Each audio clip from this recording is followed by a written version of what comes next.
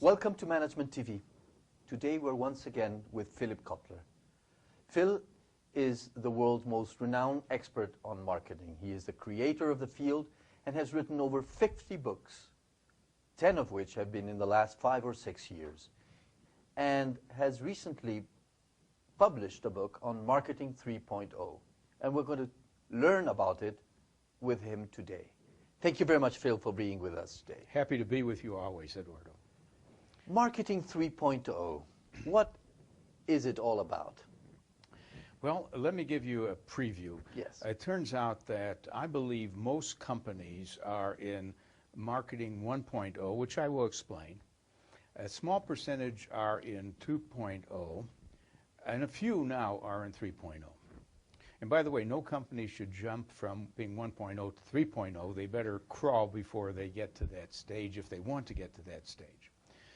A Marketing 1.0 company is doing the job, a good job. They are being efficient and profitable, making something for a lot of people. However, some companies have decided to learn more about who they're selling to. Okay. They move from just making and selling a good product to understanding their customers with big databases and watching movements in their customer fans and so on. And that is 2.0. And 3.0 goes further than that. 2.0, if you were to describe it with one word or one concept, what is Marketing 1.0? Well, 1.0 is appealing to the customer's mind wherever you can find customers. Okay. And 2.0 is appealing to the customer's heart by knowing a lot about the customer and trying to get closer to serving the customer. Okay. And now, yes, Marketing 3.0? And Marketing 3.0 is about knowing the customer is more than a person simply interested in a product that you're providing, but is a person who has concerns. Because the world is kind of getting more and more unstable. There's the question of, will the planet run out of resources? There's the question of poverty, water shortage. And so it's a context for a company saying, we care too. We not only want to sell what you want in the best form possible, but we would like to make sure that we understand the world you're living in, and we're trying to make a difference and also make a better world. That's 3.0. In one word would be? Caring. Caring about the planet and the world. Okay.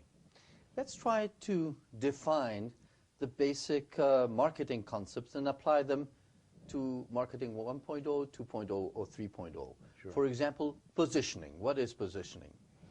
Well, positioning is letting your target customers know how you will differ from the other competitors in offering points of difference and not only points of parity. We use those terms. Most companies have to at least do the same thing the other companies are doing. Then they're on par with that. But you take a company like Starbucks, they're not only make sure that the coffee is fresh and that and it delivers what coffee should deliver, but they add much more. They're positioned as giving a finer coffee, more types of coffee, and a whole experience in a place where you're going to enjoy the moment of coffee. That's positioning. Segmentation.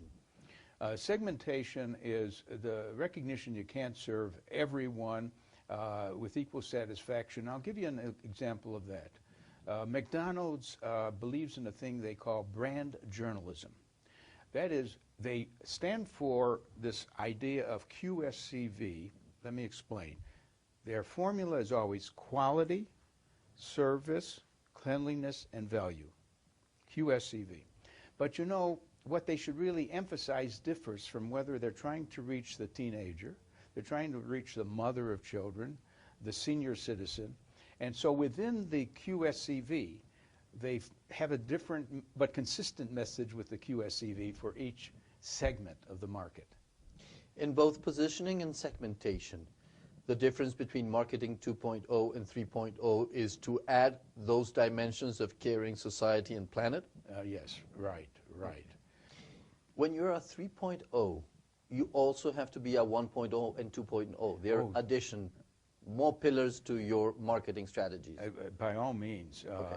Don't become good at 3.0 without being good, basically, with your basic product and your customer understanding. The marketing mix. Yes. The 4 Ps. Yeah. Is it still a valid concept for the marketing 3.0? It is definitely still the basis of any brand plan. But there's one addition now called co-creation that was missing.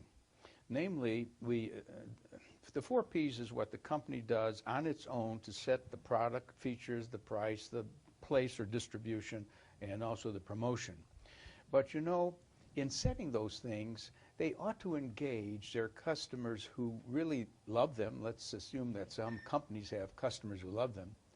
Companies like, for example, Harley-Davidson, where people who drive motorcycles, they often say, Harley, could we help you? You're making the next motorcycle. We have some ideas. Can we hang around? We don't want to be paid. We just want to join you. What are successful companies doing to co-create with their companies, with their customers, sorry? They're basically building a love affair with their customers. And I can say more about what we've learned about that. It's not only in a book, Love Marks, but there's a book called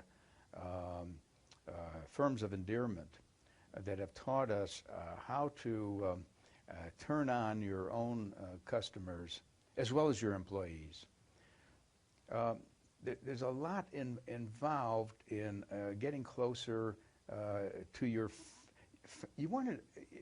there's a thing we call crowdsourcing. It's a term used in a book called The Wisdom of Crowds, which say that there are a lot of people out there who would like to participate in your company in one way or another, and not only in what your product might become, but also what your advertising might become. Wonderful story about Doritos, which is a snack food like a potato chip. They decided not to use their advertising agency to develop a new ad campaign. And they said to all of you people who love Doritos, any of you who want to create a campaign for us, an advertising campaign, please send it to us. We will choose the best ones and reward you for it. And not only that, the very best one will be used for our next campaign, which means that they are bypassing the ad agency. And they ended up with a brilliant campaign that no ad agency would have probably, with its narrow interest in a few concepts, have come up with. That's crowdsourcing, getting the crowd to join you, or it's co-creation with your fans. That's a great example on one of the 4 Ps that would be the promotion. Yeah. Let's take on the product side. Yeah. How can you invite specifically your customers or customers to design the product with you? Well, you know, it's been done for a long time within the B2B world, the business-to-business world. Any business firm that's making a technical component will go through an alpha and a beta test. Now, the alpha test is to make sure that the component works, doesn't break down inside the company using your own scientists. But then they select a subset of customers with whom they have a good relation, and they ask them to try the product and to suggest any improvements before they do a launch of the final product. So beta testing is the same as co-creation. Okay. Question is, what about a consumer packaged goods company? Well, they do it by having maybe a consumer panel. In fact, do you remember research being done at MIT called lead users? Lead users. No. The professor in that area has shown many companies that they will always have some users who are demanding. In fact, they take the product they just bought from you and improve it themselves. It could be a computer where they play around with the software or the hardware and make it work better. So lead users is another version of watching people take your product and make it better. Let's see co-creation with price. Yeah. Is that possible or that's too risky? How can customers help you set the appropriate price? Well, you know, it's done in the following way, which most companies can't do it that way. When you say as a restaurant, and this has happened, come in, order what you want, and then pay whatever you want. That is to say, and a movie theater could do it. Mm-hmm. Movie theater could say, just come in, watch the movie, and just leave whatever you thought the movie was worth. Okay. It hasn't spread, but it is a way of saying, let the customer be the judge of the value of the product. And finally, if we go to the 4 Ps with co-creation, would be place, distribution. How can customers help you co-create your distribution channels? Well, it isn't the final customers there. It is the distribution channels that are your customers at the intermediate level. Yes. And do you know many of the middlemen have been actually reshaping the product. The history of Walmart is telling a toy manufacturer their box or their package is too big for the shelf, and almost giving the design for a better box or package, or actually saying we won't accept it at that size. Go back and so on. So I would say that is co-creation with your distribution system.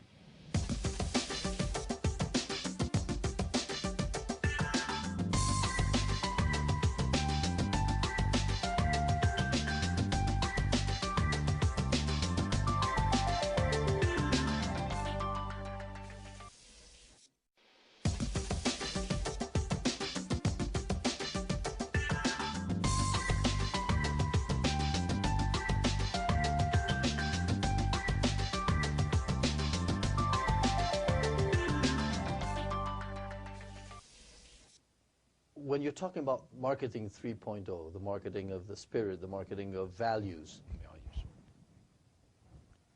is that just a marketing strategy, or it has to be a management philosophy? Can you treat the client differently from what you treat the employees? No, as a matter of fact, this marketing 3.0 could be renamed management 3.0. Yes. It really is more than a department's adjustment to opportunities. In fact, the book I wrote with my co-authors, Marketing 3.0, has a whole section on the following. Marketing isn't what you do only to your customers. You've got to market to your employees. You've got to market to your distributors, to your suppliers, because you have to be a company that has partnered with the best employees, with the best suppliers, the best distributors. You will never win if you are doing it all by yourself. And the key there, when I use the word market to your employees, I don't mean to manipulate your employees. I mean to understand them and their needs. Yes. And not only need for pay, need for a psychological psychic satisfaction. They should be proud of their company. They should say, it's wonderful that our company has organized a health program. So there's a gym and we can stay healthy. They've even asked us to volunteer if we want to for that city in which we operate, which has a cleanup campaign. Yeah. So marketing to the employees is to sort of serve them too, and to serve your distributors. It's stakeholder theory. Everyone who's a partner should get fair rewards for their team. It's building a team. Management 3.0, I love that idea. Yeah. There are a few terms that I'd like you to define. I know you're working on. One would be storytelling and marketing. Yes, I believe that marketing is more of a conversation. In fact, what is shaping the image of brands is not the company that thinks it's controlling the brand. The brand is being owned by the consumers, and they tell stories. Okay. And we should. Do you know what we can do with the Twitter? I discovered this, that Twitter is not just about twittering. And I could be saying I'm in Sao Paulo now to those who want to follow what I'm doing, or I could follow what Madonna's doing. All right. But it's keywords. I could find out what is being said about the Prius automobile. Okay. I just put it as a keyword on Twitter, and if it comes up in any conversations, I may have about 500 conversations which mention the word Twitter. Prius. That means the Prius. And then that means I can learn if I mentioned at all as the company Prius, if I mention mostly favorably or unfavorably. And companies have to recognize that they're being discussed. They're in a fishbowl being observed and talked about. So conversation and storytelling is very important. There's going to be bad stories about you and good stories. I think a company sometimes recognizes a bad story, and the smartest thing it could do is say, you know, some people are dissatisfied about something. We're doing our best to correct that. Demarketing. Yes, I am concerned about maybe reaching and returning to the age of demarketing. Now, what do I mean by that? Imagine the time when we had shortages, like during a war or something. People had to line up. No marketing was done, right? Yeah. Because if you're going to do any marketing, you're going to try to reduce the demand, make the line shorter. You're going to raise the price. You're going to make your product simpler. Rather than adding features, you may make them just simpler so you can make more of them. So demarketing is to use marketing in reverse, and you do that when you get limits to growth, when you're running out of resources, where you don't have to market anymore. Look at California. You know they have a water shortage. They want people to be more careful using water. So what they say is, don't shower every day. Don't water your grass every day. They're demarketing. Inside marketing. Well, it's sometimes easier to market to your customers than to market to the other functions. I mean, if the other functions have a low opinion of marketing, sometimes it's deserved, by the way. It's deserved because marketing has no accountability. They ask for a lot of money. We don't get the return on marketing investment called the ROMI. What is the ROMI? So how do I get to work very well with the manufacturing people who are mad at us because we have promotions and screw up their manufacturing timing? How do we get the finance guy to accept the $10 million budget that we need? Inside marketing. I now would ask for inside marketing in the sense of Intel inside or Lycra inside, when you put a product in other company's product, but you still want to market it.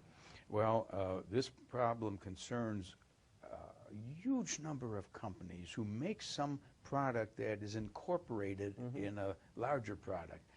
We wrote a whole book on that. We published it called Ingredient Branding. Okay. Now, the success stories are 3 or 4. Certainly, Intel is the best success story because I would never ask who made the chip, but now I won't buy a computer without the Intel chip. Gore-Tex. I want that outdoor clothing. Was that made with Gore-Tex? I want Gore-Tex to be the material. And then when it's the artificial sugar, you want that special sucralose or something to be NutraSweet. Yeah. Now, we have in that book the stories of about 24 companies that managed to get their ingredient asked for, wherever it got lost in the product, but it was asked for.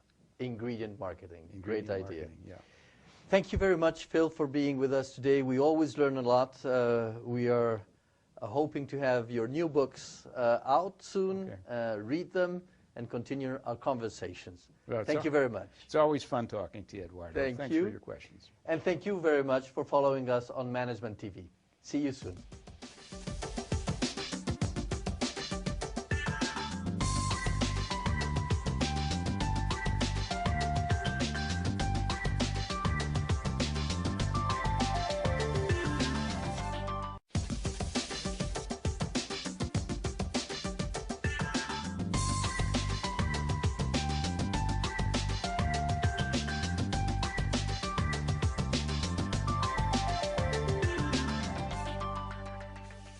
There is a new tool now that would allow to further move into co-creation, that is the social networks. Yes. Can you share interesting examples of companies using the social networks to improve their co-creation with the customers? I'd be happy to suggest some examples, but first let's be clear that the social networks are now creating a revolution in modern marketing, and no company can get away with doing a poor quality job anymore. It's so clear to me that in the future we will only have good companies. We won't have the mix of good and bad companies. Now, by a bad company, I mean the kind that can seduce you into buying something, and you buy it and you're disappointed and you wonder. But then in the old days, you couldn't tell many people. You could just tell your wife and family that you bought the wrong car. Today, we could broadcast because many people know 1,000 other people through LinkedIn or Twitter or whatever. Or Facebook. So only good companies can survive because every company's in a fishbowl. Now, with respect to the idea of social media, companies that are alert, they don't want to shift their whole promotion budget to social media. That would be a mistake. When you have a great campaign with an advertisement, a TV commercial, it can work wonders. So you keep traditional media, but you shift maybe 10% of the money. One company shifted 50% overnight into the social media, and that was a mistake. Because you got to learn what works first. So you shift 10%, you hire a nerd, you put in your marketing department a geek. Now, I love those words because I'm a geek and I'm a nerd. And these are people who love the new social media. And then you try it out. Now, the social media, here's what I think works a lot. I think what works a lot is Facebook. So you have to have a presence on Facebook. Many companies are on Facebook, and I can tell you how they use them. You ought to be on Twitter. Yes. You ought to be on LinkedIn, and you should be using YouTube. Okay. And there's a few more things, of course, but get a presence on these media. You said Facebook. I'll tell you how to use it. Can you share that? Well, Coca-Cola may have a page on Facebook, and you're just entering a kind of community of people who love the product, and they tell you things about the product's history. They want you to send in comments and maybe your best episode ever with Coke, some memorable experience. Mm-hmm. It's a way of engaging people to share stories and the interest in that product with other people who also go to the same site. Do you think that impacts on sales?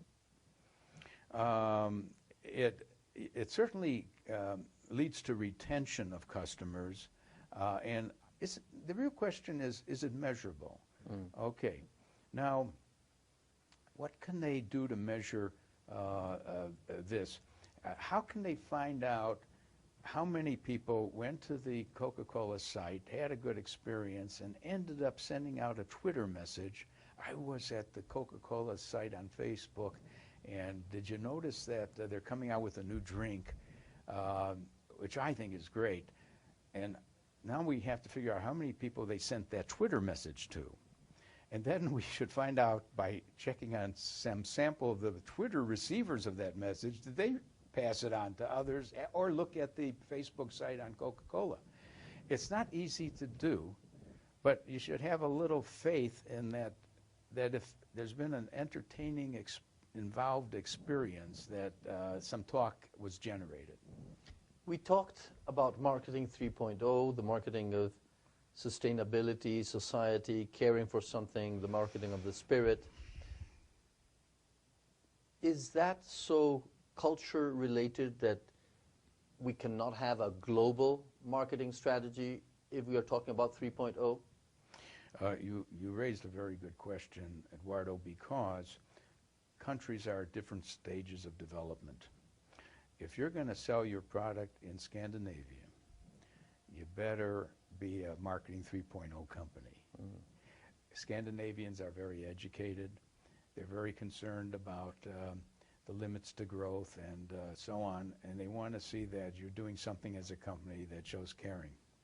Let's go to an opposite type of country, maybe one deep in Africa that doesn't have much of a middle class and mostly poor. There's one country, I think it's Zambia, that's 89% of the people are poor. They just want to eat something. I don't think being a Marketing 3.0 company matters at all. Yeah. So that's the answer to the question. Regarding creativity, yes, how would you approach Marketing 3.0? How would you embed new creativity in a Marketing 3.0 strategy?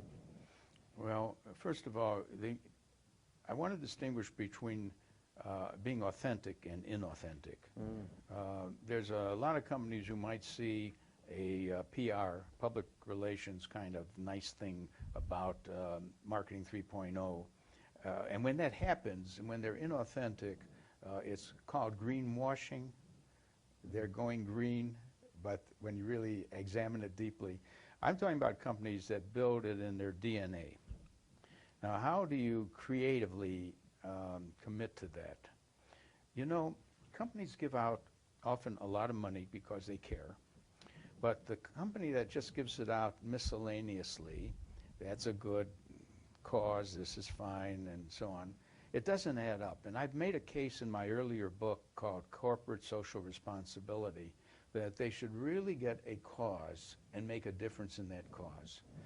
Avon, the direct marketer, who sells mostly to women, said that what really counts and what worries women, or again, look at the whole person, ask what their life concerns are, is breast cancer. And they have raised over $100 million over the years to help researchers find solutions to this problem. So the money isn't spattered around. Motorola likes to give money to engineering schools. Clearly they want better engineers, and that makes sense. So we examined 40 companies that really have a cause. And why shouldn't a company do that? A company is such a strong engine machine, economic engine machine. They should, of course, focus on their core products and services, but they are also so much better than government and even some NGOs to make a difference. Yes. And we admire those companies. IBM does a lot of that. GE does a lot. They care.